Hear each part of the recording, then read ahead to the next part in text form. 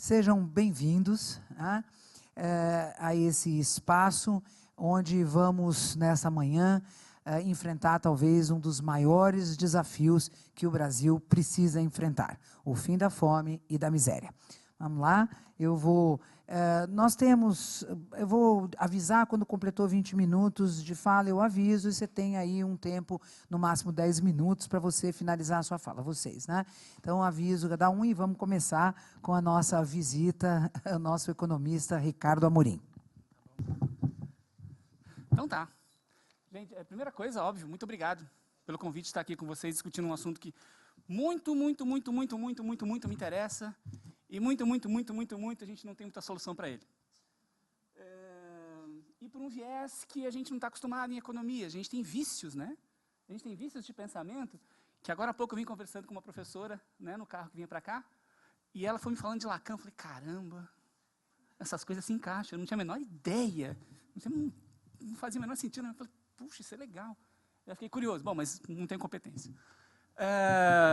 Outro comentário, você estava esperando um cara bonitão, cabeludo, né? Fala a verdade. Um Márcio Postman, um cara altão, bonitão, cabeludo, famoso, parece um careca, baixinho, barrigudinho. Uai, tomara.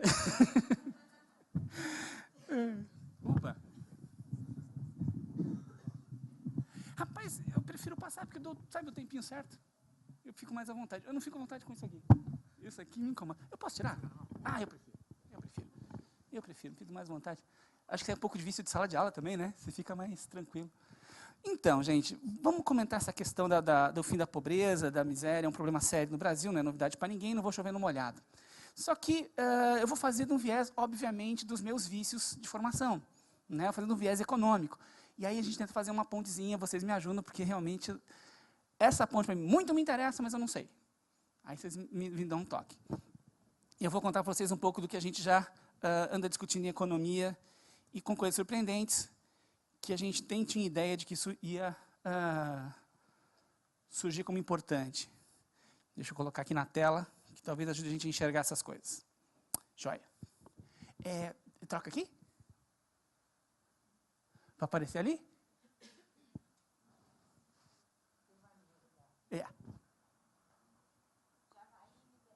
Joia. Então, eu vou contando enquanto isso. Gente, pouco tempo atrás, e acho que é por isso que eu estou aqui, inclusive, né, a Ana Bock conhece o professor Márcio, e a gente andou fazendo umas pesquisas sobre exclusão social. Lógico, do ponto de vista econômico. Isso rendeu alguns livros e tal, a gente acabou escrevendo alguns livros, e a gente ficou muito surpreso com alguns resultados que foram aparecendo. Alguns deles já não são novidade, porque eram para o ano 2000. A gente atualizou recentemente, é isso que eu quero mostrar, como é que as coisas evoluíram rapidamente nesses últimos anos. Se a gente olhar esse mapa, é bem famoso, bem antigo, José de Castro, lembra o geógrafo brasileiro, que foi um dos fundadores da FAO, que pesquisou a fome. É o primeiro cara que conseguiu mostrar, olha, fome não é um problema de tecnologia ou de clima. A fome é um problema de escolhas inclusive políticas e econômicas. E José montou esse mapa do Brasil, em que a área vermelha era a área em que tinha a fome mais constante no país. E a área amarela, quando tinha, às vezes, era um pouco de subnutrição ou alguma coisa intermitente. Lá em cima era o grande problema. Mas isso é nos anos 50, não é? Aí a gente pega um mapa seguinte, por ano 2000, e fala, cara, melhorou. Não, fala a verdade, industrializou, urbanizou, fez tudo isso, todo esse movimento, e a gente vê que não. Né? Não foi assim como a gente imaginava. A área em cima, vermelha, continua sendo uma área de muita pobreza. Os índices não são comparáveis, em cima é fome. O de baixo é um índice de exclusão social que pega vários indicadores. Mas, no fundo, a gente está querendo mostrar que o grande problema de pobreza, de miséria, de desigualdade, concentra-se, pelo menos, em municípios que estão na área do mapa mais acima do Brasil. Bom, esse resultado já não seria muito preocupante, porque foi o período que a gente cresceu muito rápido. Isso deveria resgatar muita gente da pobreza. Resgatou, mas não foi como a gente esperava. E nem na velocidade, e nem na diminuição da desigualdade. A coisa, inclusive, piorou na desigualdade. Quando chega no ano 2000, reparem bem nesse mapa, com os grandes badalados avanços que os economistas falam, que os governos últimos fizeram, a gente repara que dá uma melhorada, mas não é também como a gente imaginava, ou como a gente gostaria. As coisas melhoraram, mas não tanto.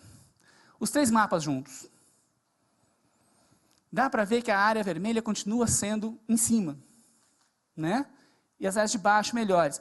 Ah, quer dizer que não mudou nada? Não, mudou. Mudou, a gente vai ver que mudou. O problema é que a lógica parece que não. Se a gente olhar esse mapa, por exemplo, fica mais ou menos claro, aqui índice de pobreza quer dizer apenas quantidade de pobres sobre a população de cada município. Repara que é uma melhora significativa. Eu não vou ficar chovendo numa olhada, vou passar rápido esses mapas, qualquer coisa vocês perguntam. Melhorou significativamente a pobreza no Brasil. A quantidade de pobres diminuiu muito, muito fortemente. Os mapas são absolutamente comparáveis, as faixas de comparação são as mesmas para os dois anos. Emprego, a mesma coisa, nós falamos de emprego formal aqui, população empregada formalmente sobre o total da população economicamente ativa. Também melhorou. Não tanto quanto o outro, mas melhorou. Desigualdade é o Gini. Lembra o Gini, aquele índice de desigualdade famoso, que tenta medir o quanto a consideração de renda entre os mais pobres e os mais ricos da população?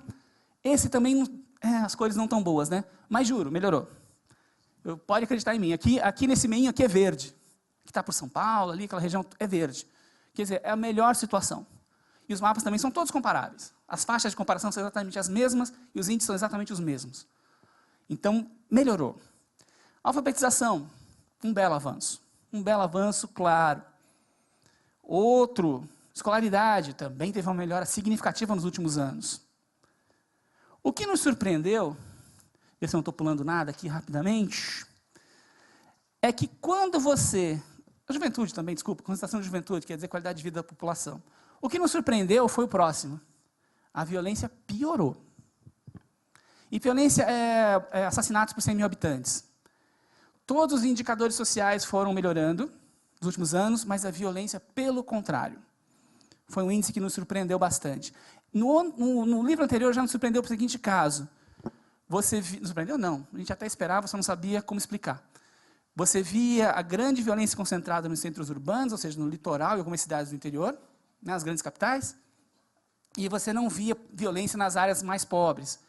E aí ligamos desesperado para o pessoal de sociologia, de psicologia, como é que se explica isso? Né? Já conseguimos esclarecer a desigualdade, tá. Mas esse mapa nos surpreende porque até a desigualdade diminuiu, mas a violência cresceu. Isso é um problemão para resolver nos próximos anos. Gente, vou passar rápido. O que nos chamou a atenção mais também nesse novo olhar? O índice de exclusão social, como vocês já viram, fica mais ou menos na mesma situação, com melhoras, digamos assim, lentas, de uma situação que era muito grave. Se nós pegarmos só as manchas de exclusão social, a gente vê que elas continuam concentradas no Norte e Nordeste. Ou seja, são os municípios com pior situação social, em vários indicadores, todos juntos agrupados num índice só. Se vocês repararem esses números aqui, reparem que as cidades em que a gente tem maior concentração de situação ruim, ou seja, exclusão social grave, está no Norte e Nordeste. Se você traçar uma diagonal para Sul e Sudeste, você vai reparar que são as áreas de melhor situação social. O que tem de tão grave nessa história? O que tem tão grave nessa história é que o movimento de melhora social não é um movimento como a gente esperava, ou seja, a região Norte e Nordeste tem melhorado de maneira muito rápida, e a região Sul e Sudeste tem melhorado de maneira mais devagar. Pelo contrário, a desigualdade parece que cresceu. Se nós olharmos essa tabelinha rapidamente, dá para a gente reparar o seguinte, as regiões onde caiu mais fortemente a situação de exclusão social são nas situações Sul e Sudeste. No Norte e Nordeste caiu em menor velocidade. Dá para perceber? Se nós compararmos aqui embaixo, fica mais claro ainda. São as regiões em que tem alto grau de exclusão social, ou seja, todas aquelas variáveis que a gente olhou agora há pouco, elas melhoraram muito mais rapidamente no Sul e Sudeste, que já não era tão ruim. E no Norte e Nordeste caiu também, mas caiu mais devagar. Onde mais precisava, caiu devagar. A mesma coisa para qualquer outro índice que vocês quiserem comentar. Não vou chateá-los com isso, a gente pode voltar nos mapas se vocês quiserem. O que nos chama a atenção muito fortemente nessa discussão é que, primeiro, essa história da violência que não caiu, piorou, por sinal. O outro é quanto à sustentabilidade desse movimento. Pelo lado dos economistas, ou seja, pelos nossos vieses de pensamento, nossos vícios de pensamento, muita coisa a gente não entende como acontece, mas em termos dos grandes números, a gente percebe uma coisa que nos preocupa muito, que é o seguinte fato. Isso tudo está acontecendo no momento em que países como o Brasil estão vivendo um momento de decisão muito importante. Por que estão vivendo um momento de decisão muito importante? Primeiro, vamos pensar internamente. Aparentemente, aquele ciclo de expansão econômica que a gente vem vivendo, e que, segundo a maioria dos economistas, é o grande responsável pela vitória recente sobre a pobreza, a miséria, isso tem a ver com a receita do Estado ter aumentado, e, portanto, ter podido bancar uma previdência social mais alta, com salário mínimo mais alto, ter bancado os programas de transferência de renda. Isso tem a ver com os empregos gerados, a formalização. Todo esse movimento de crescimento econômico que acabou ajudando a brigar contra a pobreza, parece estar se esgotando. É uma crise, o mundo vai acabar, o governo está falido, a inflação vai voltar. Não tem desespero. Isso é conversa de liberal para aumentar juros no ano que vem. Não é assim. O negócio é, nós não temos, talvez, força para voltar a crescer. Não que a gente vá para o buraco, a gente não tem força para voltar a crescer. Isso talvez dificulte muito os esforços de continuar num processo de vencimento, de superação da pobreza, ou de diminuição da pobreza. É muito claro a importância do crescimento econômico no Brasil para esse movimento de superação da pobreza, tanto pelos gastos do governo em políticas públicas, como a contratação de empresas privadas motivada pelo fluxo econômico mais rápido, mais acelerado e mais volumoso. Se a gente não conseguir isso, eu confesso que fico muito preocupado, porque conseguir distribuição de renda no Brasil com a renda estagnada é uma coisa que a gente ainda não fez. Nem no Lula? Não, nem no Lula. A gente ainda não fez. Imagina uma economia com um nível de renda igual a 100 e igual a 100 parado igual a 100, e você brigar pela distribuição. Os lá de cima vão descer os sarrafos se você tentar fazer alguma coisa mais forte para distribuir renda. Então vai ser difícil. Segunda coisa que nos preocupa bastante. Quanto tempo eu tenho? Eu não sei, estou querendo não encher o saco. Tá bom. Então vou relaxar. Veja só, gente, segunda coisa muito importante que não tem nos preocupado. E isso parece até mais sério, porque enquanto o assunto é nosso, aqui dentro a gente briga, se mata e resolve. Agora tem uma coisa que a gente não tem controle. O que a gente percebe é que lá fora, em nível internacional, nós estamos vivendo um processo de provável mudança na divisão internacional do trabalho. É a China? É também, não é só a China. Lá fora, nós estamos vendo diversos esforços muito fortes, muito intensos e com muita pressão sobre a gente para realizar acordos comerciais internacionais. Cara, isso tem nada a ver com psicologia, que saco. Tá, gente, mas tem a ver com a pobreza. No seguinte sentido, imagina que se você faz um acordo internacional desse, tal como está sendo desenhado hoje, principalmente entre os blocos de países mais ricos, estou falando da Europa e América do Norte, não nos Estados Unidos, óbvio, comprometimento desses dois blocos. E agora a Ásia está querendo também fazer o dela com muita pressão. Você está fazendo esse acordo sem conversar com o hemisfério sul. Isso significa que você está fazendo esses acordos sem conversar com o pessoal que não tem bala na agulha, que somos nós. Estamos falando de África, estamos falando de América Latina, estamos falando de Ásia, o sul da Ásia ali, né? Mais do que isso, não só não estão conversando e, portanto, fazendo as regras dos futuros acordos comerciais, ou seja, das futuras meios e formas das trocas do comércio internacional, como ainda por cima, quem está por trás desses grandes acordos que fogem às esferas comuns de negociação, que é a OMC, que saco, né? A Organização Mundial do Comércio, né, que regula esses troços, que ao fugir dessa instituição, você está falando de empresas privadas forçando a direção das negociações. Nós estamos falando que grandes corporações mundiais, nesse momento, estão fazendo, provavelmente, as futuras regras de comércio internacional.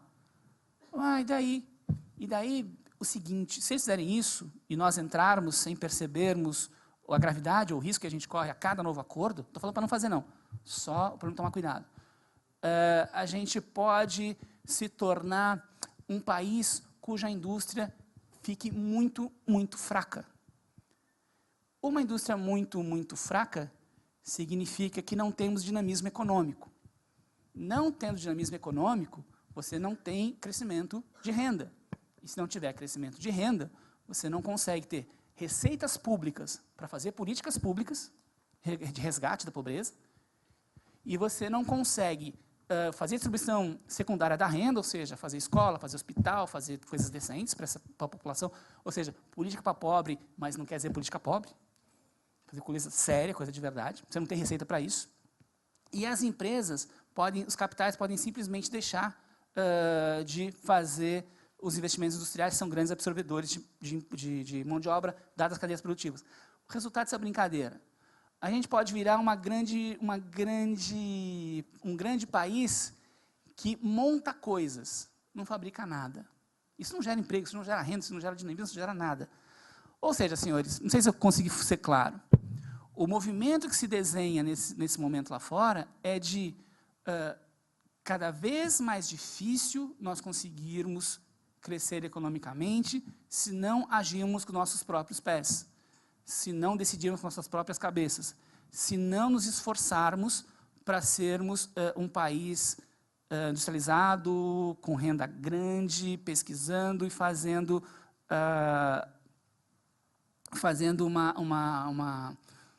uma economia que não seja produtora de ferro, de petróleo puro e de bugigangas para exportar para cá e para lá. Se nós levarmos isso em conta, que, junto com isso, nós temos um enfraquecimento econômico conjuntural, pelo menos momentâneo, que pode levar a decisões políticas de pouco enfrentamento para acomodar interesses, o momento é crítico. Não sei se eu estou sendo claro com essas ideias. Esse é um grande galho para pensar a pobreza. Ela melhorou? Pô, claro que melhorou. Deu uma baita de uma queda. É muito evidente isso em qualquer número que você pegue. Mas o problema é que ela pode não continuar. Isso é que não está nos preocupando. Se nós conseguirmos entender que esse processo está em risco, e aí é o viés do economista, né? Nós entendemos que esse processo está em risco, e conseguirmos, de certo modo, aí um pouco de crença minha, e conseguirmos mobilizar a sociedade organizada de modo a impedir que decisões de acomodação ou de ignorar as decisões que estão sendo tomadas em nível muito alto de governo, eu acho que nós temos esperança muito grande. A indústria não é pequena, nossa economia é forte, nós estamos dando saltos muito importantes, a educação melhorou pra caramba, em muitos sentidos, mas há uma força muito grande que está empurrando a gente para quietude, acomodação. O Ministério é um exemplo rápido. No Ministério, a gente está sendo forçado claramente a tentar negociar os acordos e fazer os acordos comerciais. A própria indústria está falando, não, faz. O que a indústria quer? Quer importar componente, montar aqui e ganhar dinheiro. Para o capitalista está ótimo, para o país é macaca. Longo prazo é macaca. Essa questão que eu queria discutir com vocês. Tem um monte de número, tem um monte de mapa, se a gente for discutir isso, acho que pode ser bastante interessante. Como eu falei para vocês, não consigo fazer a ponte com a psicologia, mas queria alertá-los para isso. Nós temos um movimento de vencimento da pobreza, mas ele pode estar se esgotando pelo baixo crescimento econômico e o momento não é favorável. Nós estamos num problema conjuntural que pode se tornar um problema estrutural, dado o que está sendo feito lá fora e o fato, como dizem os nossos grandes pensadores de economia e de sociologia, nós somos uma nação dependente, frágil, periférica, subdesenvolvida, e que, por isso, a questão internacional para nós é fundamental. Nós não somos players importantes. Nós somos, como é que eu vou dizer? Nós somos o elo fraco da cadeia. Se nós não tomarmos cuidado, vamos continuar assim. Não digo que a gente vai regredir, mas a gente não deve avançar nos próximos anos se não tomarmos muito cuidado. Acho que é isso.